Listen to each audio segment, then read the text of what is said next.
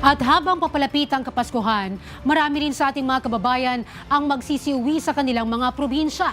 At humingi naman tayo ng update kay Jap Regala, una sa Balita Live. Yes, Jap? Zay, nagsisimula na ngang dumagsa ang mga pasahero sa ilang bus terminals dito sa Quezon City.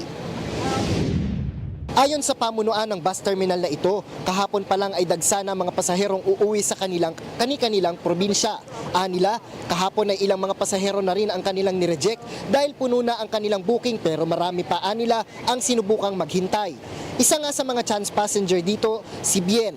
Aniya, dito na sila nag-overnight para makasecure ng ticket. Yung biyahe po namin sana is to Masbate. So bale, wala po silang ino-offer ngayon na ride papuntang Masbate directly. So yung ginawa namin is nag-cutting trip na lang kami. So para makapunta po kami sa destination namin.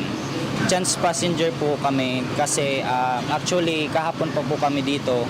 Tapos dito na po kami nag-overnight para po makakuha po ng ticket ng maaga para po for today.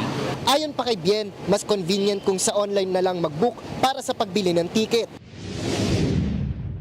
Para po sa akin yung online booking kasi po less hassle, tapos parang yung pagpupunta na dito, kumbaga nakaset na, aalis na lang ganun. Kasabay nito, patuloy din sa pagbabantay sa seguridad ang pulisya sa mga bus terminal.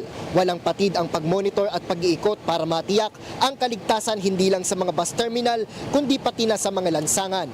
Zay, inaasahan naman na sa mga susunod na araw ay mas marami pang mga pasahero ang dadagsa sa iba't ibang terminals dito habang papalapit ang Pasko. At mula rito sa Quezon City, nauuna sa balitang totoo at laging bago. Jap Regala, alauna sa Balita, Congress TV.